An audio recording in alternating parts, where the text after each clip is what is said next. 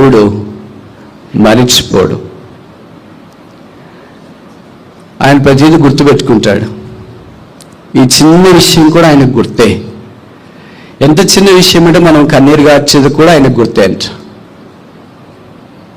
నీవు కూడా ఆయనకు గుర్తే, నీ పేరు కూడా ఆయనకు గుర్తే. ప్రభు అన్నాడు, నువ్వు అప్పిచ్చేదో కానీ అప్పు చేయవు. ఆ దేవుడు మనకి ఇచ్చిన వాగ్దానం. అంటే అర్థమైతే మనం పైవారిగా ఉంచాం కానీ కిందవారిగా ఉండం. 1 సమూయేలు 2:30 చెప్పండి, నన్ను గణపరచు వారిని నేను గణపరుస్తా. ఆటుపోట్లకు గురైపోయావా, డసిపోయావా, సోలిపోయావా, కృంగిపోయావా, ఇంకంతే నా జీవితం, ఇక నా వల్ల ఏం లాభం లేదు, నాకు నేనే బరువు, నాకు ఇరుగు పొరుగు బరువు, నాకు తల్లిదండ్రులు బరువు, నేనే భూమికి బరువు అయిపోయాను, ఇక నేను బ్రతకూడదు అనుకొని ఇక్కడికి వచ్చినావా? నీకు ఒక శుభ సందేశం. యెహోవా యందు భయభక్తులు గల వారి కొరకు ఆయన దాచించిన మేలు ఎంతో గొప్పది. నువ్వు తలగా ఉండాలని దేవుని యొక్క కోరిక, నువ్వు ఆశీర్వాదముగా ఉండాలని దేవుని యొక్క కోరిక, నువ్వు అనేక జనములు తీసేవాళ్ళుగా ఉండాలని దేవుని యొక్క కోరిక. దేవుడు ఒక వ్యక్తిలో నుండి ఎవరిని తెస్తాడో తెలుసా? చూడండి, కృంగిపోతున్నావేమో, బాధ వలయంలో ఉన్నావేమో. ఒక్కటి నా జీవితంలోకి ఇన్సిడెంట్. ఆదికాండం ఆఖరి అధ్యాయం, భయపడకము, నేను మిమ్ములను మీ పిల్లలను పోషించేదను. మరియు దేవుడు, నేను సర్వశక్తి గల దేవుడను, నీవు ఫలించి అభివృద్ధి పొందుము. అది ఈ మధ్యలోనే కావచ్చు, అది ఇప్పుడే కావచ్చు. నీ జవాబేంటి? దేవుని యందు భయపడే వారికి దేవుడు విస్తారాలు. కీర్తనల్లోనే ఈ మాట 7 సార్లు పైగా చెప్పబడింది, యెహోవా యందు భయభక్తులు కలిగి ఉండట. ఇంగ్లీష్ బైబిల్లో దేవుని భయము అని ఒకే మాటలో ఉంది, కానీ తెలుగు బైబిల్లో ఉన్న పద సంపద, పరిశుద్ధాత్మ దేవుడు చేసిన పద ప్రయోగం చాలా అమోఘం. అందుకని అక్కడ చేసిన పద ప్రయోగం ఏంటంటే, భయం అన్న దగ్గర ఇంకో పదం కలిపాడు, భక్తి అని. యెహోవా యందు భయము భక్తి, భయము భక్తి, భయము భక్తి. అది తెలుగు పద సంపదలో పరిశుద్ధాత్మ దేవుడు చేసిన ప్రయోగం. అది చాలా అందంగా కనిపిస్తుంది. 5 పద్యభాగాల పుస్తకాల్లో, 3 పద్యభాగ పుస్తకాల్లో యెహోవా యందు భయభక్తులు గురించిన ప్రస్తావన చేయబడింది. మొదటిది యోబు గ్రంథం, book of Job, chapter 28 verse 28. యోబు గ్రంథము 28వ అధ్యాయము 28వ వచనం. జోబ్ 28:28. మరియు యెహోవా యందు భయభక్తులే జ్ఞానమనియు, దుష్టత్వము విడుచుట వివేకమనియు ఆయన నరులకు సెలవిచ్చెను. యెహోవా యందు భయభక్తులు కనుక నేను ఇందాక చెప్పాను కదా, తెలుగు బైబిల్లో చేయబడిన పద ప్రయోగం భయము ప్లస్ భక్తి. ఆ కీర్తనలు 110, మన్నించండి, 111, 10 వచనం. Psalm 111 verse 10. యెహోవా యందు భయము జ్ఞానమునకు మూలము, ఆయన శాసనములు అనుసరించు వారందరూ మంచి వివేకము గలవారు, ఆయనకు నిత్యము స్తోత్రము కలుగుచున్నది. యెహోవా యందు భయము జ్ఞానమునకు మూలం. Proverbs chapter 9 verse 10. సామెతలు 9:10. యెహోవా యందు భయభక్తులు కలిగి ఉండుటే జ్ఞానమునకు మూలము. కనుక ఈ 3 పద్యభాగ పుస్తకాల్లో యెహోవా యందు భయభక్తులు అన్నమాట కామన్గా పరిశుద్ధాత్మ దేవుడు పదప్రయోగం చేయడం ఆశ్చర్యకరమైన సంగతి. 3 సందర్భాల్లో జ్ఞానాన్ని గురించిన సంగతులే మనకు చెప్పబడుతూ వచ్చినాయి. అసలు దేవుని యందు భయభక్తులు అంటే ఏంటి? చూసిన వెంటనే 6 అడుగుల మనిషి 5 అడుగులుగా మారిపోవడమా, వణకడమా, చలి జ్వరం వచ్చినట్లు బాధపడ్డమా? ఏంటి భయభక్తులు అంటే? భయభక్తులు అంటే it's a life of discipline, క్రమశిక్షణ కలిగిన జీవితం. It's a life of devotion, భక్తి కలిగిన జీవితం. It's a life of determination, ఒక తీర్మానం కలిగిన జీవితం. It's a life of decision, ఒక తీర్మానం కలిగిన జీవితం. ఎప్పుడు ఇవన్నీ జీవితంలో ముడిపడి ఉంటాయో అప్పుడు దేవుని యొక్క భయం మనల్ని ఆవరించి ఆయన జ్ఞానం పొందటానికి వీలవుతుంది. ఎవరి జ్ఞానము? కొరింథీయులకు రాసిన మొదటి పత్రిక 1వ అధ్యాయం 8వ వచనంలో పౌలు అన్నాడు, యేసుక్రీస్తు ప్రభువే మన పరిశుద్ధత, విమోచన, నీతి, జ్ఞానము ఆయన. Christ is the wisdom of God. యేసుక్రీస్తు ప్రభువే జ్ఞానమై ఉన్నాడు. భయభక్తులు కలిగిన విశ్వాసులు బైబిల్లో చాలామందినే పరిశుద్ధాత్ముడు ప్రస్తావించినాడు. మీరు అనుమతిస్తే ఒక 5 సందర్భాలు మనం చూచి ముగించడానికి ప్రయత్నం చేస్తాం. మొదటిది నెహెమ్యా గ్రంథం, బుక్ ఆఫ్ నెహెమ్యా.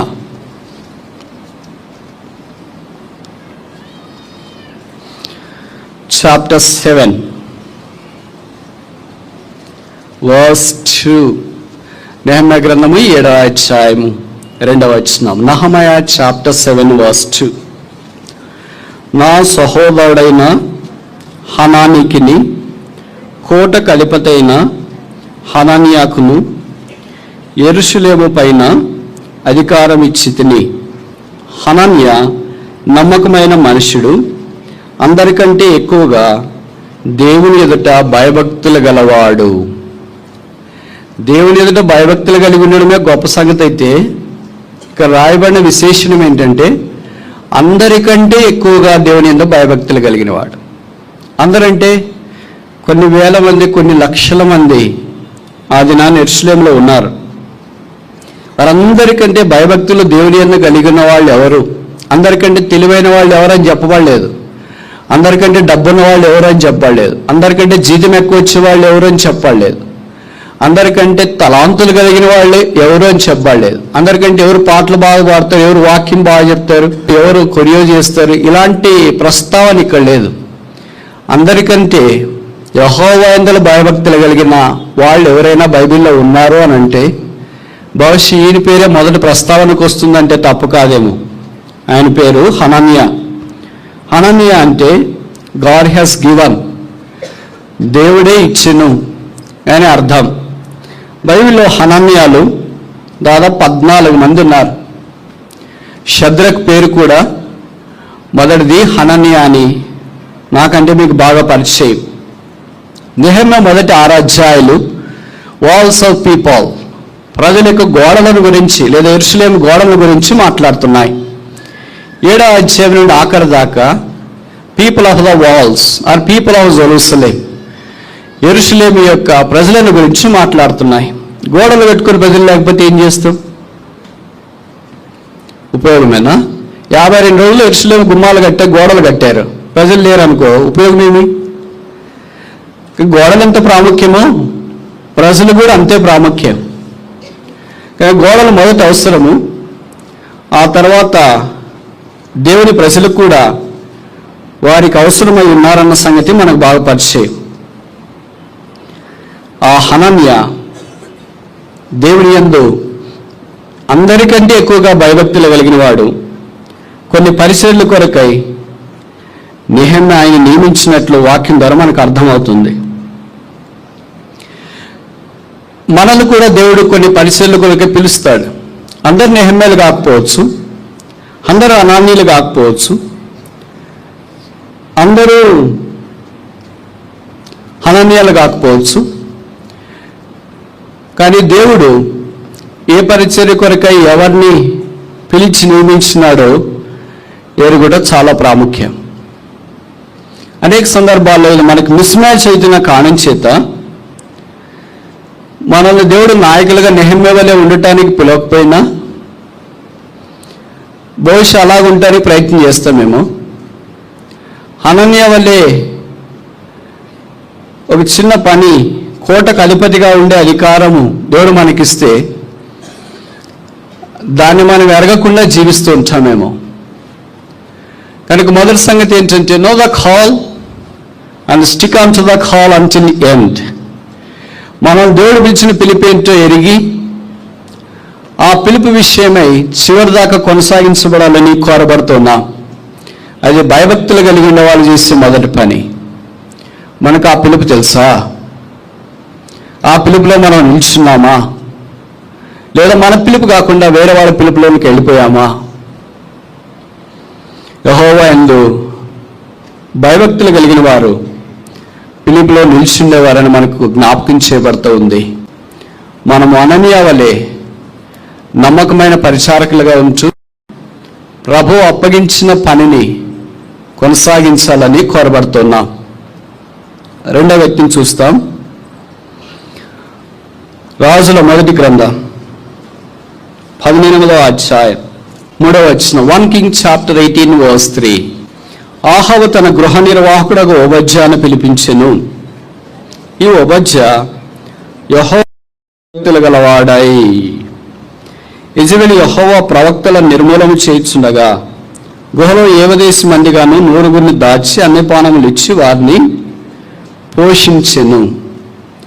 ఈ ఓబద్యా యెహోవా యందు భయభక్తులు కలిగిన వాడు. నేను ఇప్పుడు మీకు జ్ఞాపకం చేసి 2 క్యారెక్టర్స్, రేర్ క్యారెక్టర్స్, మనకు అంత ఎక్కువ కనపడవు, మనకు అంత ఎక్కువ పరిచయం లేదు కూడా, కానీ వారిని కూడా దేవుడు వాడుకున్నట్లు వాళ్ళ పేర్లు కూడా ఇక్కడ రాయబడుతూ వచ్చినాయి. ఓబద్యా అంటే సర్వెంట్ ఆఫ్ గాడ్, దేవుని దాసుడు అని అర్థం. ఈ ఓబద్యా నమ్మకమైన పరిచారకుడు.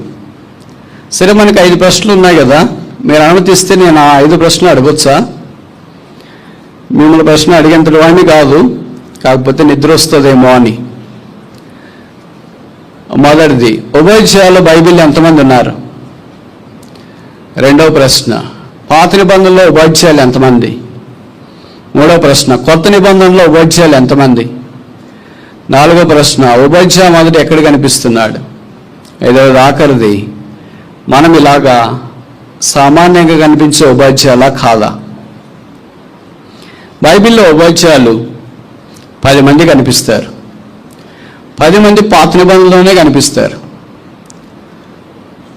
ఈ 10 మంది ఓబద్యాల్లో మొదటి ఓబద్యా ఇక్కడే రాజుల మొదటి గ్రంథం 18వ అధ్యాయం 3వ వచనంలో కనిపిస్తాడు. ఆఖరి ఓబద్యా ఆయన మైనర్ ప్రాఫిట్ అంటాం కదా, చిన్న ప్రవక్త. ఆ గ్రంథ రచయిత మొదటి అధ్యాయం 1వ వచనంలో చూడవచ్చు. దేవుని దాసుడని పేరు కలిగిన ఓబద్యా మనకు ఏలియా దగ్గర మొదట తారసపడుతూ ఉన్నాడు. ఎవరి ఏలియా? సందేహం లేకుండా భౌతికమైన ఏలియా అని మనం ఎరుగుదము. అదే సందర్భంలో ఏలియా కంటే గొప్పవాడు ఇక్కడ ఉన్నాడు. ఆయనే పరలోకపు ఏలియా. ఈ భూ సంబంధమైన ఏలియా సుడిగాలిలో పరలోకానికి కొనిపోబడ్డాడు. తన సంబంధమైన ఏలియా యేసుక్రీస్తు ప్రభువారు ఆయన సమయం వచ్చిన తర్వాత ఆరోహణం ఆయన వాక్యంలో మనం చూస్తున్నాం. ఏలియా తర్వాత ఎలీషాను సిద్ధం చేసినాడు. పరలోకపు ఏలియా యేసుక్రీస్తు ప్రభువారు ఒక్క ఎలీషా మాత్రమే కాకుండా ఆయన సంఘాన్ని సిద్ధపరిచినాడని వాక్యం ద్వారా మనకు అర్థమవుతుంది. అలాంటి ఏలియా దగ్గర పరిచయం చేసిన ఓబద్యా చాలా నమ్మకమైన పనివాడు. అందుకే రాజుల మొదటి గ్రంథం 18వ అధ్యాయము 12వ వచనంలో ఇలాగ చెప్పబడింది. అయితే నేను నీ యొద్ద నుండి క్షణమందే యెహోవా ఆత్మ నాకు తెలియని స్థలములకు నిన్ను కొనిపోవును. అప్పుడు నేను పోయి ఆహాబునకు వర్తమానం తెలియజెప్పిన తర్వాత నువ్వు అతనికి కనబడని యెడల అతను నన్ను చంపివేయును. అలాగ నాకు నీయవద్దు. నీ దాసుమైన నేను బాల్యము నుండి యెహోవా యందు భయభక్తులు నిలిపిన వాడను. What a classic testimony. నీ దాసునైన నేను బాల్యము నుండి భయభక్తులు నిలిపిన వాడను. ఇలాంటి సాక్ష్యం మనల గురించి కూడా చెప్తే ఎంత బాగుందో. మనకు భయమే తక్కువ ఉంది, భక్తి ఎక్కడి నుండి వస్తుంది? భక్తి ఉంటే భయం ఉండదు, భయం ఉంటే భక్తి ఉండదు. భక్తి అంటే ఆదివారం ఏదో మందిరికి వచ్చిన తర్వాత 2 చెంపలు వేసుకొని కింద కూర్చునేదని మనం అనుకుంటాం. చాలా పొరపాటేమో. అదొక ఊరు, భార్య భర్తలు ఉన్నారు. వారిద్దరూ ప్రభువుని ఎరిగిన వారే. వారి ఊర్లో 3 దినాల సాయంకాల ప్రత్యేక కూడికలు ఏర్పాటు చేయబడ్డాయి. ఇద్దరు ఉద్యోగస్తులే. సాయంకాలము సిద్ధపడి ఆ కూడికలకి వెళ్ళాలనుకున్నారు. కూడిక సమయానికి భర్త భార్యతో అన్నాడు, నేను చాలా అలసిపోయినమ్మాయి, నువ్వు ఒక్కదాన్ని వెళ్ళేటట్లుంటే వెళ్ళు, మనం రేపు ఇద్దరు కలిసి వెళదాంలే అన్నాడు. భార్య అనింది, మీరు ఆ మాట ఎప్పుడు చెప్తారని నేను కూడా ఎదురు చూస్తున్నా, నేను కూడా అలసిపోయాను, ఇద్దరు కలిసి రేపు వెళదాంలేండి అనుకున్నారు. సరే, మొదటి రోజు అలా గడిచిపోయింది. 2వ రోజు రానే వచ్చింది. మరలా 2వ రోజు భర్త అన్నాడు, నిన్నటికంటే ఈరోజు ఎక్కువ అలసిపోయా అమ్మాయి, ఇంకా నేను రాలేను, నువ్వు వెళ్ళిరా అన్నాడు. భార్య అనేది, నేను కూడా చాలా అలసిపోయాను నిన్నటికంటే, మీరు వస్తే వెళదాం అనుకున్నా, మీరు కూడా రావట్లేదు కనుక నేను కూడా మానేస్తున్నాను అన్న. అలాగే 2వ రోజు మానేశారు. 3వ రోజు వచ్చింది. ఎలాగైనా ఆఖరి రోజు కనుక మీటింగ్స్కి ఖచ్చితంగా వెళ్ళాలనుకున్నారు. భర్త భార్యతో అన్నాడు, నేను చాలా అలసిపోయాను, అసలు నీతో మాట్లాడటానికి కూడా చేత కావట్లేదు, కనుక నువ్వే వెళ్ళి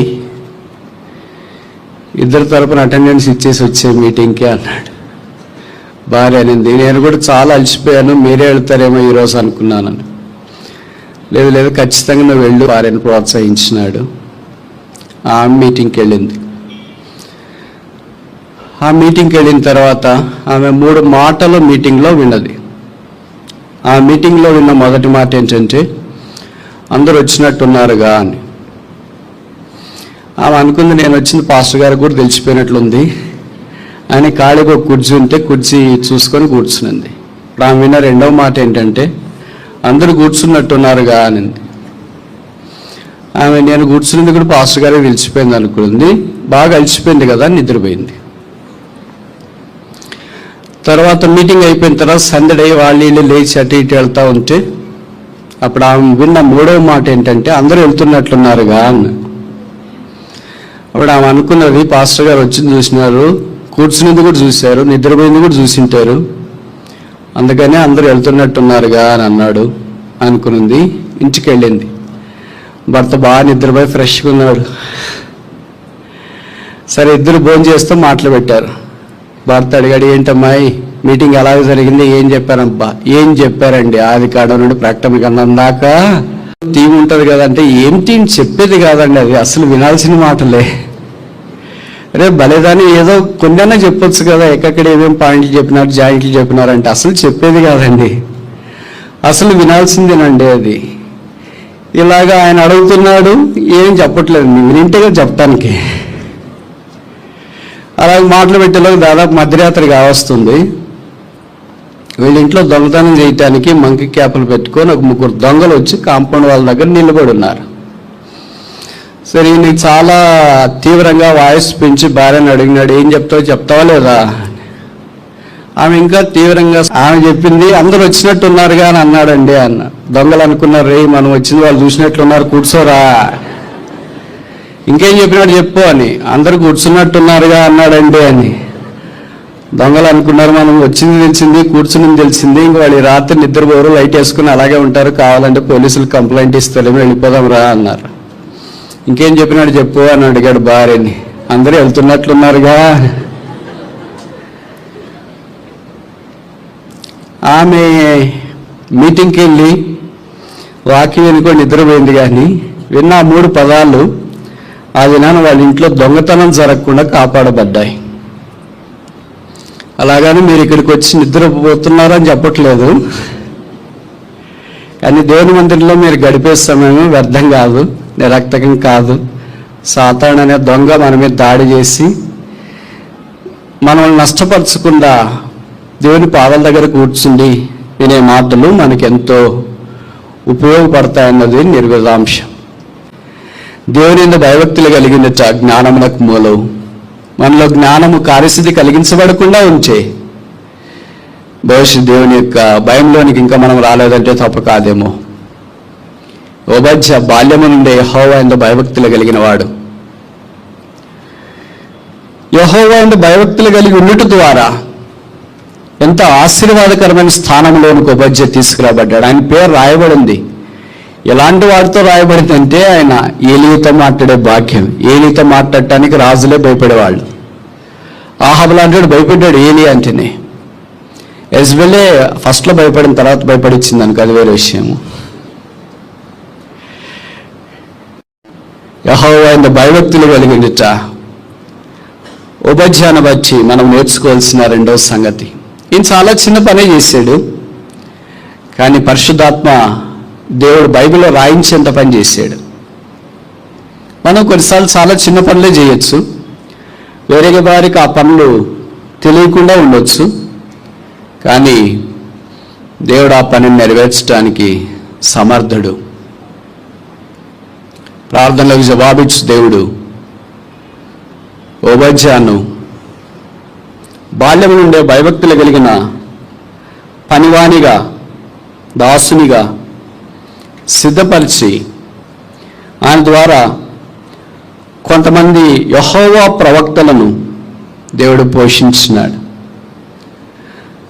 దేవుడు చేసే సావరిన్ ప్లాన్, సార్వభౌమ అధికార ప్రణాళిక అనేకసార్లు మనకు అర్థం కాదు.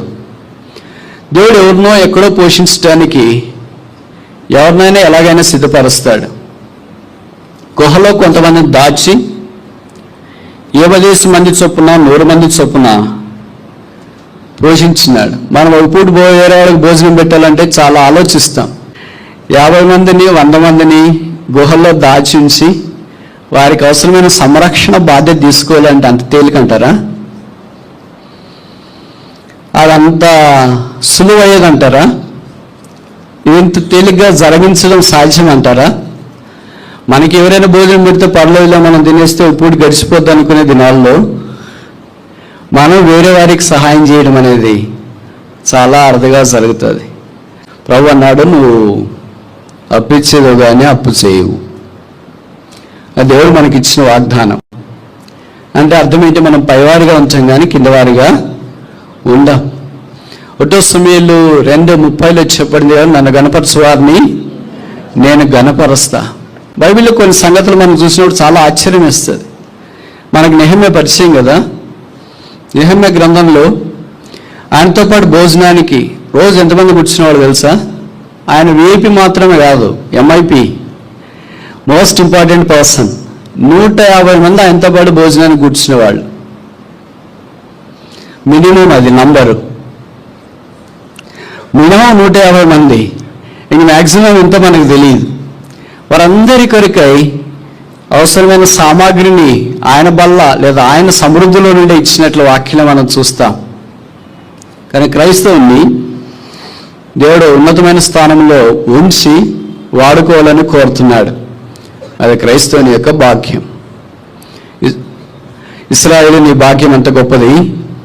యెహోవా రక్షించిన నిన్ను పోలిన వాడెవడు? దేవుడు మనల్ని ఆశ్చర్యకరమైన విధానంలో రక్షించి ఇతరుల రక్షణ కొరకై వాడుకోవాలని కోరుతాడు. అది భౌతికంగా అయితే పోషించడము అని ఇక్కడ మనం చూస్తాం. ఆత్మీయంగా అయితే వారిని ఆత్మీయమైన మన్న వాక్యంతో పోషించే సామర్థ్యం కూడా దేవుడు మనకి ఇవ్వాలని ఇష్టపడుతున్నాడేమో. కానీ మనకు మనమే బైబిల్ చదువుకోవడం కష్టమైతే ఇంక వేరే వాళ్ళని మనమేం పోషిస్తాం? అందుకే యోసేపు అన్నాడు కదా, ఆదికాండం ఆఖరి అధ్యాయం, భయపడకము, నేను మిమ్ములను మీ పిల్లలను పోషించేదను. అది భౌతికమైన పోషణే. కానీ దేవుడి దినాన మన ద్వారా ఆత్మ సంబంధమైన పోషణ కూడా ఇతరులకు ఇవ్వాలని కోరుతున్నాడు. యెహోవా యందు భయభక్తులు కలిగిన వాడు భౌతికమైన పోషణ మాత్రమే కాకుండా ఆత్మ సంబంధమైన పోషణ కొరకే దేవుడు వాడుకోవటానికి సమర్థుడు. 3వ చూసి ముగిస్తామా? నిర్గమకాండం 1వ అధ్యాయం, ఎక్సోడస్ chapter 1.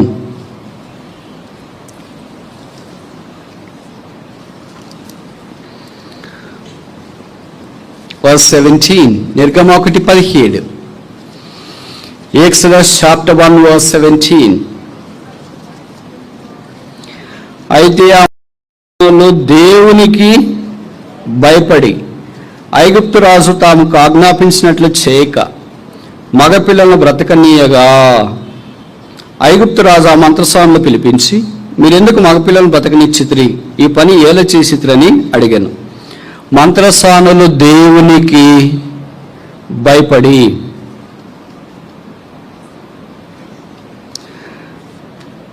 నాకు తెలిసి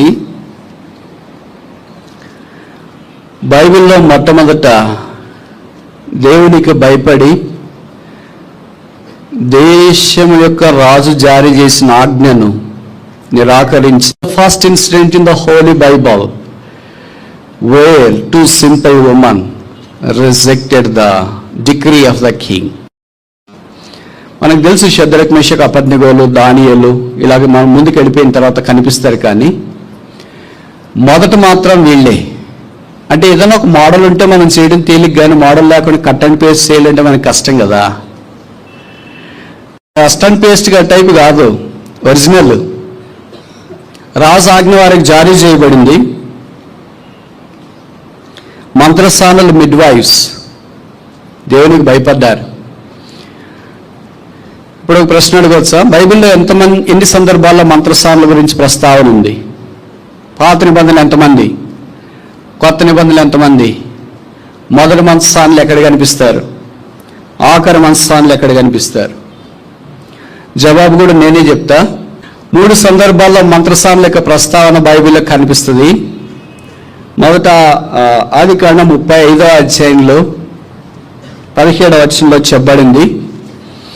రెండవది ఆదికాండం 38వ అధ్యాయంలో, మూడవది నిర్గమకాండము 1వ అధ్యాయం 17వ వచనంలో చెప్పబడింది. సరే, మంత్రసానులు దేవునికి భయపడక ఉండించి ఒకవేళ మగపిల్లలు పుట్టిన వెంటనే చంపే పనిలో వాళ్ళు ఉంటే ఏమైంది? అందరూ అమ్మాయిలు పుట్టింటారు. అందరు అమ్మాయిలు పుడితే వాళ్ళకి పెళ్లి వయసు వచ్చిన తర్వాత పెళ్ళిళ్ళు ఎవరితో చేసుకోవాలా? ఇశ్రాయేల్ అబ్బాయిలు లేరు కదా, కనుక ఎవరు అబ్బాయిలు ఉన్నారు? ఐగుప్తు అబ్బాయిలు ఉన్నారు. కనుక సాతాను ఎంత ప్లాన్ చేస్తారు చూడండి. ఐగుప్తు అబ్బాయిల్ని ఇశ్రాయేల్ అమ్మాయిలు పెళ్లి చేసుకుంటే వాళ్ళు ఇంకా ఐగుప్తు బానిసలుగానే ఉండిపోతారు. వాళ్ళకి బయటపడడం అనేది కుదరదు.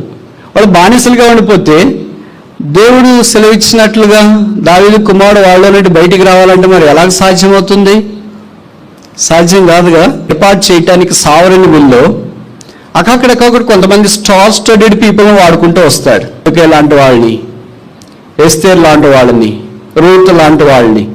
ఇక్కడ 2 మంత్రసానులు 3 సందర్భాలు ఉన్నాయి. 2 సందర్భాల్లో ఒక సందర్భంలోనే పేరు రాసినట్లు వాక్యం మనం చూస్తాం. వాళ్ళు దేవునికి భయపడ్డారు. దేవుడు ఆశ్చర్యకరంగా వారికి సహాయం చేస్తూ వచ్చినాడు. ఆ కారణం చొప్పున వారు ఐగుప్తీలకు పుట్టిన మగ పిల్లను బ్రతకనిచ్చినారు. దాన్ని బట్టి ఏమైంది? మోషే బయటకు వచ్చినాడు.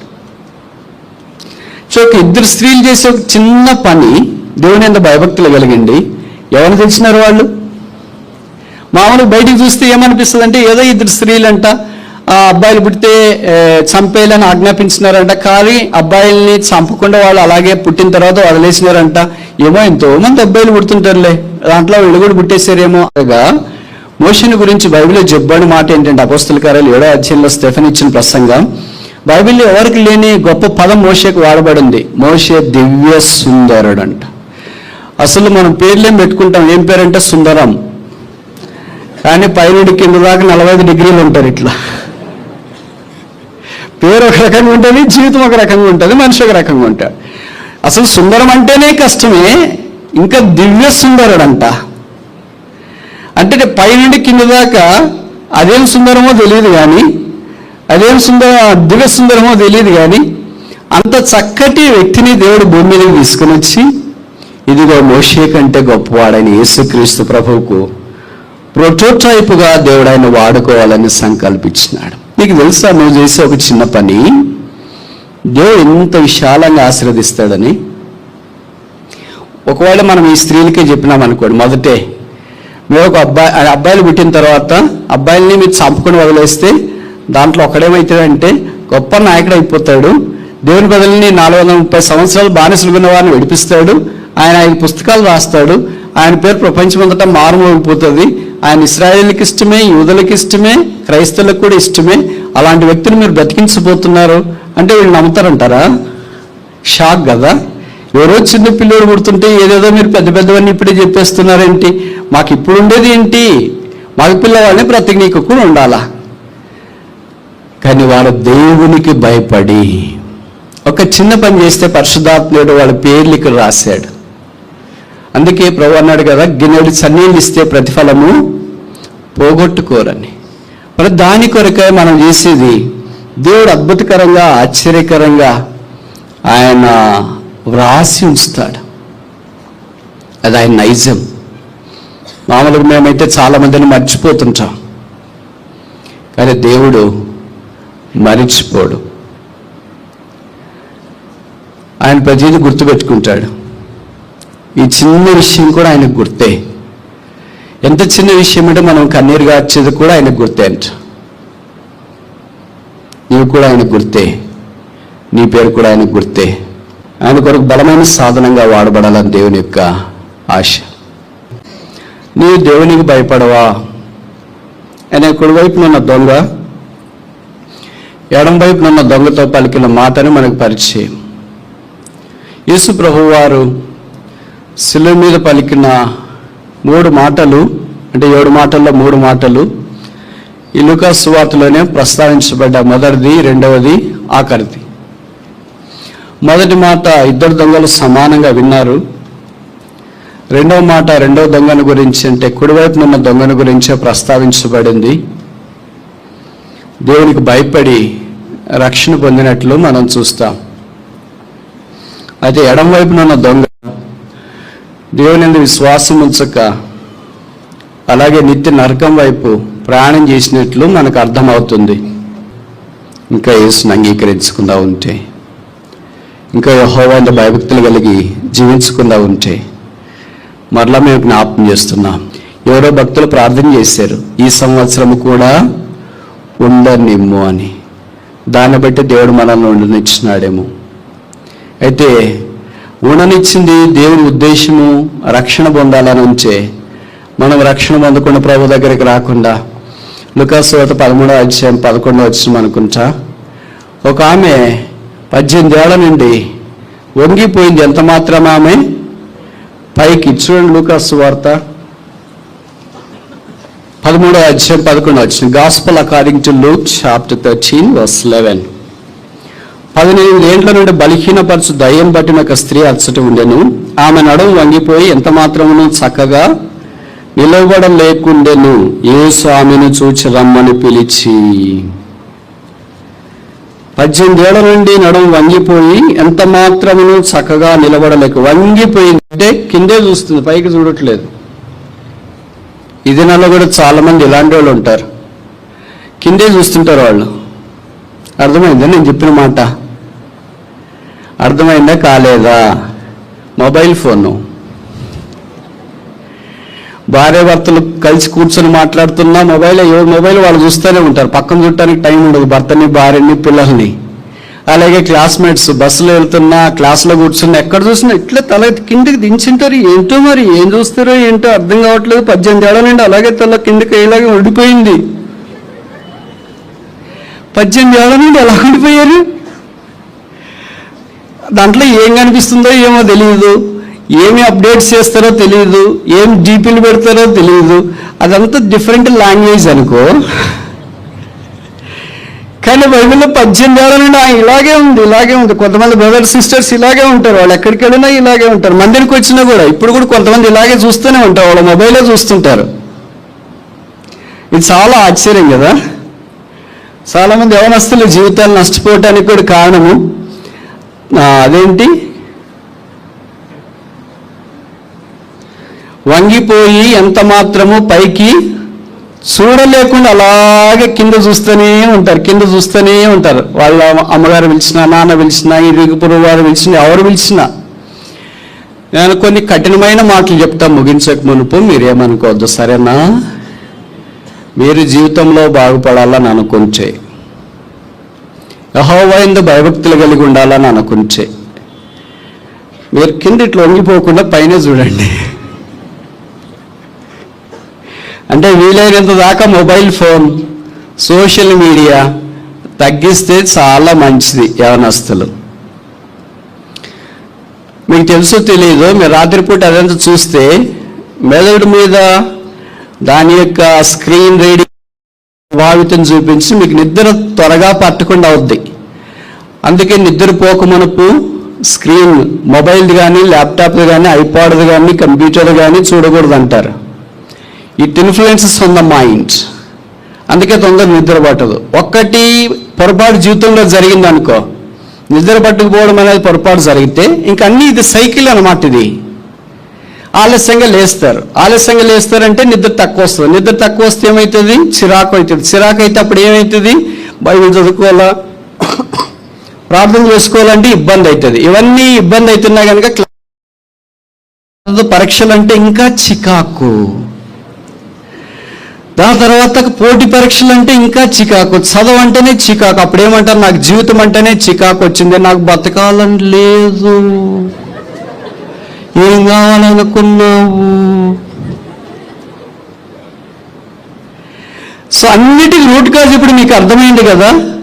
Route cause for all the failure, for all the young people is a smart phone. అది అవసరమే, చాలా మంచి విషయాలు తెలుస్తాయి, కానీ మన కంట్రోల్ ఉండదు కదా. అది మన బేసిక్ ప్రాబ్లం ఏంటంటే, ఏదైనా మనకు అతివృష్టి, కానీ పక్కన ఏదో కనిపిస్తుంది, దాన్ని క్లిక్ చేస్తాం, అక్కడి నుండి ఇంకోటి క్లిక్, అక్కడి నుండి ఇంకోటి క్లిక్, చివరికి బ్యాటరీ లో అని వచ్చిన తర్వాత అసలు నేను ఎక్కడ స్టార్ట్ అయ్యాను, ఎక్కడికి వచ్చినాను, నేను అనుకునేది చూసానా లేదా? చూడలేదు కనుక ఒకసారి మళ్ళీ ఛార్జింగ్ ఫుల్ పెట్టిన తర్వాత ట్రై చేస్తాం. చేతులు జోడించి మీకు బ్రతిమలాడు మనవి చేసేది ఏంటంటే, a disciplined life is a God-fearing life. నీకు నువ్వే డిసిప్లిన్ పెట్టుకోవాలా. మీ అమ్మగారు, నాన్నగారు, సేవకులు, బోధకులు, వాళ్ళు వీళ్ళు ఎంతసేపు నువ్వు మొబైల్ ఫోన్ వాడాలా, దేనికి వాడాలా, ఎంత వాడాలా? మీరంతా చెడ్డ చూస్తారని నేను చెప్పట్లేదు, అంత చూసేది మంచి కాదు.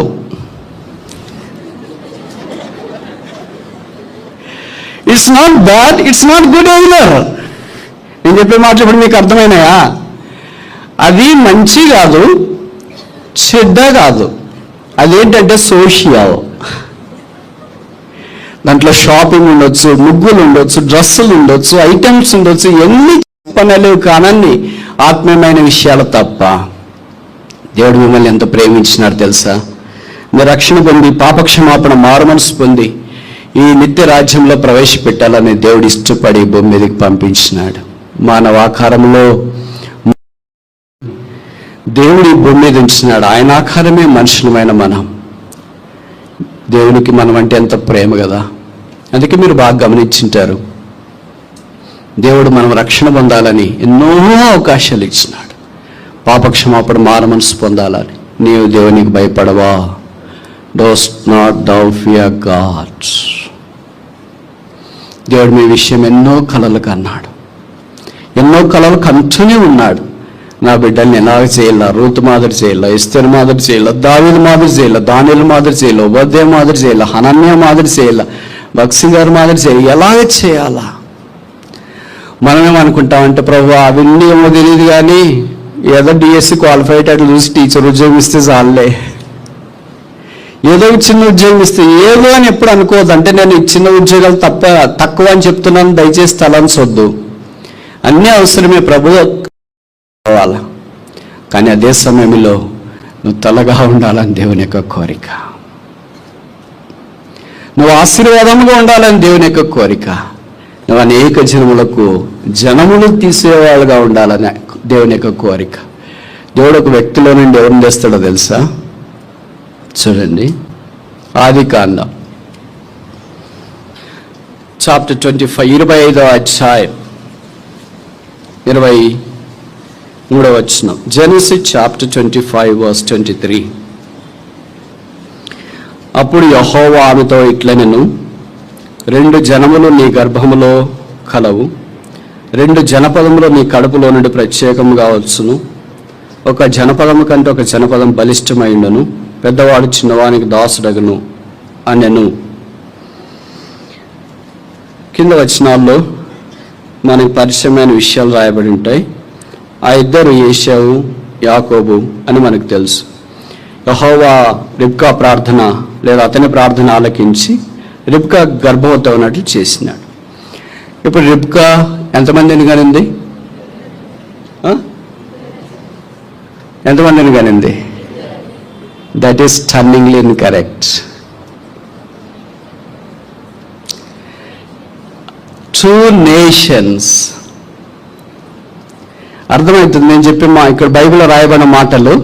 2 వ్యక్తులు కాదు, every women, every family that are not beget a single brother or a sister. ఒక లాంటి ఒక వ్యక్తిని కాదు, యాకోబు లాంటి ఒక వ్యక్తిని కాదు, ఏశావు లాంటి ఒక వ్యక్తిని కాదు.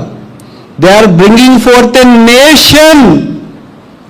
నీకు తెలుసా నీ జారడి గర్భంలో ఒక జనం ఉందని? Do you know this? యాకోబు నడుములో నుండి ఒక జనం వస్తుందని తెలుసా? 35వ అధ్యాయం ఆదికాండం 35వ అధ్యాయం 11వ వచనం. Genesis chapter 35 verse 11. మరియు దేవుడు, నేను సర్వశక్తి గల దేవుడను, నీవు ఫలించి అభివృద్ధి పొందుము, జనమును జనముల సమూహమును రాజులను నీ గర్భవాసమున. Do we believe this? బహుశా ఈ మాటలు మనం అంటే ఏమనుకుంటారంటే అది ఇశ్రాయేలుకి సంబంధించిందిలే, మంది కాదు అని అనుకుంటారు. అక్షరానుసారంగా ఇశ్రాయేలుకి సంబంధించిందే, కానీ ఆత్మీయంగా మనం ఆలోచించడానికి ప్రయత్నం చేస్తే Jacob is just not blessed with only 12 kids. 12 మంది అబ్బాయిలతోనే యాకోబు ఆశీర్వదించబడినట్లుగా మనం భౌతికంగా చూస్తే అర్థం కావచ్చు. కానీ దేవుని వాక్యం ఏం చెప్తుంది? నీ కడుపులో నుండి, నీ నడుములో నుండి జనములు, nation shall come out of the east. రాజులు వస్తారు. కనుక దేవుడు ఇశ్రాయేలును అంత గొప్పగా జనముగా ఆశీర్వదించడానికి కారణం ఏంటంటే వాళ్ళ నుండి జనాలు రావాలని కోరుతున్నా. You are a root cause for bringing a nation into this world. Do you believe this? నేను చెప్పే మాటలు కొంత కఠినంగా ఉంటాయి, బట్ ఇట్స్ ట్రూ. ఇది నమ్మగలమా? దేవా, నాలో నుండి కూడా జనాలు వస్తారా? ఏదో పెళ్ళైపోయింది, ఒకళ్ళు 2 కొడుకు కూతుర్లు అని నేను ఇలాగే చూసుకుంటున్నాను. పలానా కొడుకు పేరు ఇది పెట్టాం, కూతురు పేరు ఇది పెట్టాం, అలాగే ఇలాగున్నారు, ఇంజనీర్లు అయ్యారు, డాక్టర్లు అయ్యారు అనుకుంటున్నారు. కానీ దేవుడు ఎప్పుడు నీ పిల్లలను ఒక డాక్టర్గా, ఒక ఇంజనీర్గా చూడట్లేదు, ఒక అమ్మాయిగా, ఒక అబ్బాయిగా చూడట్లేదు, ఒక విశ్వాసి లేదా ఒక సామాన్యమైన వ్యక్తిగా చూడట్లేదు. దేవుడు వాళ్ళని ఎలాగ చూస్తున్నాడంట? A nation. No single believer is a single entity, but he is a nation. విశ్వాసి కూడా ఒకే ఒక్కడు కాదు, ఆయన ఒక జనం. ఆహా, దేవుని ప్రేమ ఎంత గొప్పది! మనిషిని ఆయన ఏర్పాటు చేసుకున్నాడు కనుక తప్పు చేసినా, క్యాలిక్యులేషన్ తప్పు చేసినా, జీవితంలో తప్పు చేసినా, పొరపాటు చేసినా, జీవితం అంతా భ్రష్టు పట్టించుకునేటట్లుగా అరికాలు మొదలుకొని నండెత్తి దాకా కొంచెమైన స్వస్థత లేకుండా భారభరితమైన తెగులు చేత జీవించి పాపం యొక్క ఉత్సు యొక్క లోతుల్లోనికి మనం దిగి వెళ్ళిపోయినా కరుణా సంపన్నుడైన దేవుడు తిరిగి భద్రపరిచి రక్షించుట కొరకాయి మన కొరకు మానవుడిగా ఈ భూమి మీదకి దిగి వచ్చినాడు. అందుకే ఆ యేసుక్రీస్తు ప్రభు శిలువ మీదకి వెళ్ళాడు. తన తల మీద ముళ్ళ కిరీటం, ముఖం మీద ఉమ్మి, చేతుల్లో మేకులు, దేహమంతా కోడా దెబ్బలు, ప్రక్కలో బల్లెపోటు, అరికాల మొదలుకొని నన్నెత్తి దాకా కొంచెం స్థలమైన ఖాళీగా లేకుండా దెబ్బలు. ఆయన రక్తశక్తుడైనాడు. వాక్యంలో చూస్తాం. గుర్తించడానికి వికారుడుగా మార్చబడ్డాడు.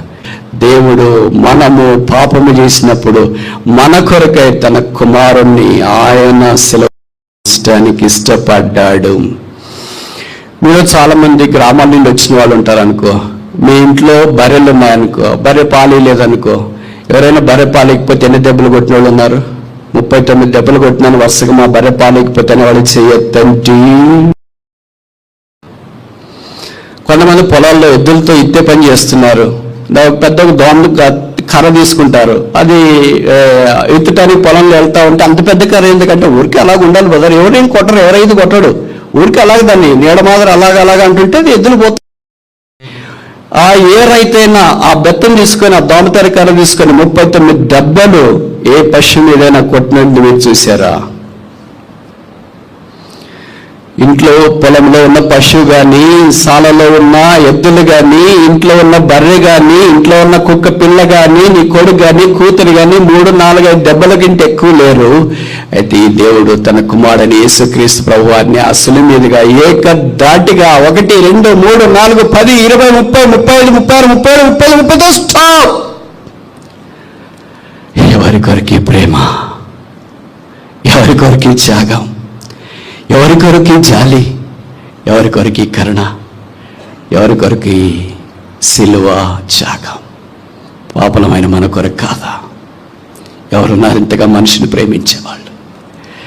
పాపము చేత తన ఏకైక కుమారుణ్ణి ఆ శిలువ మీద వధించినాడు. రక్తము కార్చి చనిపోయి సమాజపడి తిరిగి లేపబడి ద్వారా పాపలమైన మనందరికీ రక్షణ ఉచితంగా సంప్రాప్తమైంది. మీ కన్నుడిని వెళ్ళక మనపు నేను ఇంతకంటే ప్రేమించేవాళ్ళు ఎవరైనా ఉన్నారా?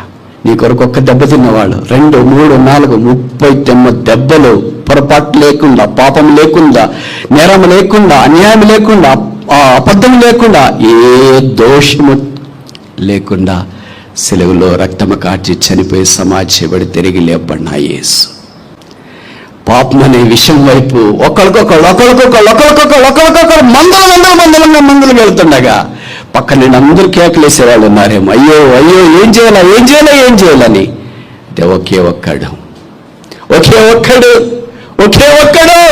పాపం మెరుగని దేవుడు, నాలో పాపం ఉన్నదని మీలో ఎవడు స్థాపించగలడని సవాలు విసిరిన దేవుడు ఆ మానవాకారాన్ని భూమి మీదకి రావటానికి ఇష్టపడ్డాడు. పాపం లేనివాడిగా, పాపం మెరుగని వాడిగా జీవించాడు. పాపముగా చేయబడి శిలువలో రక్తం కార్చి చనిపోయి సమాజపడి తిరిగి లేచినాడు. యేసు రక్తం ప్రతి పాపం నుండి మనల్ని కడిగి పవిత్రులుగా చేస్తుంది. ఈ రక్షకుడు వద్దా? ఈ విమోచకుడు వద్దా? ఈ శిలువ ప్రేమ వద్దా? ఈ రక్త ప్రవాహం వద్దా? ఈ శిలువ త్యాగం వద్దా? నీవు దేవునికి భయపడవా? ఒకవేళ రక్షణ పొందే జీవితంలో అటు ఇటు కొట్టిమిట్టాడుతున్నాయేమో, ఏదో జరిగిపోతుంది, నీకే షాక్ కదా. అరే నేను వచ్చిన పని ఏంటి, నేను చేస్తున్న పని ఏంటి, అసలు పర్పస్ ఏంటి? Is mission fulfilled. ఈరోజు కొట్టిమిట్టాడుతున్నావేమో, కృంగిపోతున్నావేమో, బాధ వలయంలో ఉన్నావేమో. ఒక్కటి నా జీవితంలో ఒక ఇన్సిడెంట్ చెప్పి నేను ముగించడానికి ప్రయత్నం చేస్తా. ఎంఎస్సి ఇల్లో సైన్స్లో నాకు యూనివర్సిటీ ఫస్ట్ ర్యాంక్ వచ్చింది. తర్వాత పిహెచ్డి జాయిన్ అయినా 3 ఏళ్లలో యూనివర్సిటీ చరిత్రలో పిహెచ్డి ముగించడానికి దేవుడు సహాయం చేసినాడు. అలా కొంతకాలం అయిపోయిన తర్వాత ఆటోమేటిక్ మనకు తెలుసు కదా, నిరుద్యోగ సమస్యనే తాండవం ఆడుతూ వస్తుంది. అది నన్ను కూడా తాకింది. ఏం చేయాలో తోచక విశ్వాసులు రకరకాల సలహాలు ఇస్తారు కదా మనకి.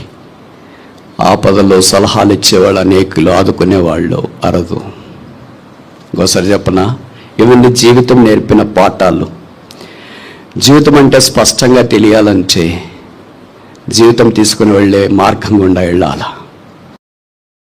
సలహాలు చెప్పేవాళ్ళు అనేకులు, ఆదుకునేవాళ్ళు అరదు. కొంతమంది చెప్పారు ఏదైనా కాలేజీలో పని చేయొచ్చు కదా అని. కాలేజీకి వెళ్తే పిహెచ్డి చేసినా అవసరం లేదు, ఓవర్ క్వాలిఫైడ్. స్కూల్కి వెళ్తే ఓవర్ క్వాలిఫైడ్, కాలేజీకి వెళ్తే over qualified, only qualified university recruitment లేదు. ఏం చేయాలా? కొంతమంది ఇంకా సలహాలు చెప్పినారు, నువ్వు కాలేజీ పెట్టవచ్చు, మేము కూడా నీకు పార్ట్నర్షిప్ ఇస్తామని.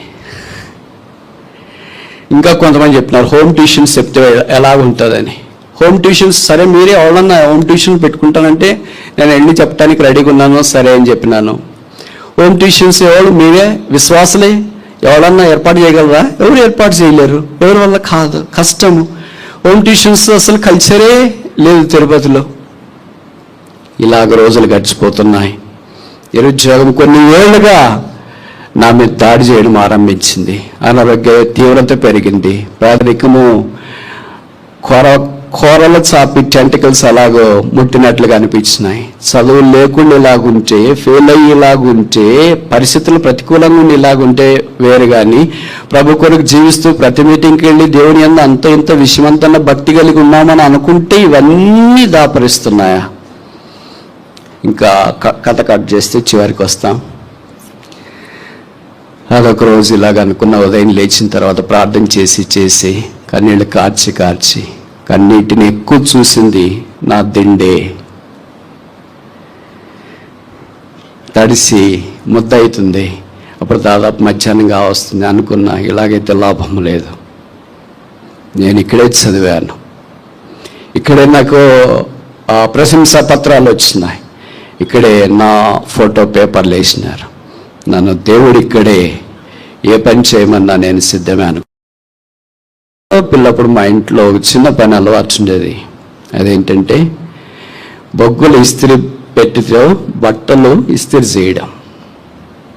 స్పార్క్ లాగా వచ్చింది ఒక ఆలోచన. అనుకున్నా ఒక తోపుడు బండి తీసుకుందాం, ఇస్త్రీ పెట్టి ఒకటి కొనుక్కుందాం, బొగ్గులు కొనుక్కొని నేను ఉండే రూమ్కి ఎదురుగా అపార్ట్మెంట్లు ఉన్నాయి, చెట్లు ఉన్నాయి, దాని కింద ఇస్త్రీ పెట్టుకొని పిహెచ్డి చదివి ప్రభుని నమ్ముకున్నాను, యెహోవా యందు భయభక్తులు కలిగి ఉన్నాను, నాకు ఈ పని చేయడం అంటే ఏంటి, డిగ్నిటీ అని ప్రభు కొరకు జీవిస్తామని అనుకున్నా.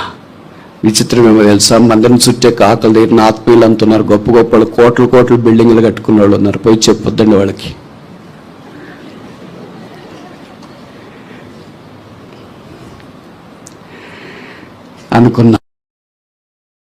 అనుకునింది ఆలస్యం. ఇంకా నా దగ్గర కొన్ని డబ్బులు ఉన్నాయి కనుక ఆ డబ్బులు తీసుకెళ్ళి టౌన్లో ఇస్త్రీ పెట్టి కొనుక్కొని తోపుడు బండి కొనుక్కొని వస్తామని బయలుదేరాక మనకు యూనివర్సిటీ మీదకి వెళదాం అనుకున్నా. అది మధ్యాహ్నం, కడుపు కన్నం లేదు. యూనివర్సిటీకి వెళ్ళి నా ల్యాబ్ ఉంటే అక్కడ తలుపు తీసాను. అక్కడ ఒక కవర్ ఉంది. ఆ కవరు బయట ముద్ర చూస్తే గవర్నమెంట్ ఆఫ్ ఇండియా అక్కడి నుండి వచ్చింది. ఏంటిది, ఏదో ఇస్త్రీ పెట్టుకుందామంటే ఏదో కవర్ వచ్చినట్లుంది అని తీశాను. చూసిన వెంటనే దాంట్లో నా కళ్ళు ఆశ్చర్యం కలిగించి మాటలు రాశాయి. You have been awarded with young scientist award. అది లెటర్ ఎక్కడి నుండి వచ్చిందంటే president of India. I was shocked. ఇప్పుడు ఆ ఉత్తరం పెట్టుకున్నాను. ఒకవైపు ఇస్త్రీ చేయించుకోవాలన్నా తోపడి బండి పెట్టుకొని యంగ్ సైంటిస్ట్ అవార్డు స్వీకరించాలి. ఇప్పుడు ప్రభు అంటున్నాడు, మరి నేను నిన్న ఆ స్థానం దాకా తీసుకొని వెళ్ళాను. ఉద్దేశం ఏంటంటే ఒక యంగ్ సైంటిస్ట్ అవార్డు నీకు ఇవ్వాలని నా ఉద్దేశం. నువ్వు బతికితే చాలనుకున్నావు, తోపుడు బండి పెట్టుకుంటే చాలనుకున్నావు, ఇస్త్రీ చేసుకుంటే చాలనుకున్నావు. ఏ తండ్రి తన కుమారుడు అలా ఉండాలని కోరుకోడు. నేను ఎలా కోరుకుంటా? అలాగే ఎక్కినున్నాయను, కన్నీళ్ళు రాళ్ళము ఆగిపోలేదు, మోకరించినాను. ప్రభువా, నాలాంటి ఒక సామాన్యుడి యొక్క ప్రార్థన కూడా నీవు ఆలకిస్తావా? నేను ఇస్త్రీ బట్టి తీసుకుందామని బయలుదేరుతుంటే ఇలాంటి అద్భుతమైన యంగ్ సైంటిస్ట్ సెలెక్షన్ నువ్వు పంపించినావా? యెహోవా యందు భయభక్తులు గల వారి కొరకు ఆయన దాచించిన మేలు ఎంతో గొప్పది. ప్రభు ఆ పరిస్థితులు గుండా తీసుకుని వెళ్ళిన తర్వాత దేవుడు కరుణా సంపన్నుడై అవసరమైన సమయంలో తన నామ మహిమ కొరకు దేవుడు వాడుకుంటూ వచ్చినాడు. ఒకవేళ ఇస్త్రీ పెట్టుకొని ఉంటే ఆ దేవుడి ఉద్దేశం అయితే నేను అక్కడే ఉండించా. కానీ ఆ తర్వాత 60 దేశాలు దర్శించే అవకాశం దేవుడు నాకు ఇచ్చినాడు. ఇస్త్రీ పెట్టుకొని ఉంటే బహుశా నేను అక్కడే ఉండించా. కానీ గగనతలంలో ఎగిరే విమానంలో ప్రయాణం చేసే అవకాశం దేవుడు అనుగ్రహించినాడు. ఇస్త్రీ పెట్టుకుంటే బహుశా నేను అక్కడే ఉండించా. కానీ మీలాంటి వారి మధ్యలో యెహోవా అలాంటి వాడికి కూడా సహాయం చేయగలని సాక్ష్యం ఇచ్చడానికి ఇది నా నిలబెట్టాడు. ఆయన మార్పు లేని దేవుడు. నీ స్వభావం ఏంటి? ఆటుపోట్లకు గురైపోయావా? డసిపోయావా? సోలిపోయావా? కృంగిపోయావా? ఇంకంతే నా జీవితం, ఇక నా వల్ల ఏం లాభం లేదు, నాకు నేనే బరువు, నాకు ఇరుగు పొరుగు బరువు, నాకు ఈ తల్లిదండ్రులు బరువు, నేనే భూమికి బరువు అయిపోయాను.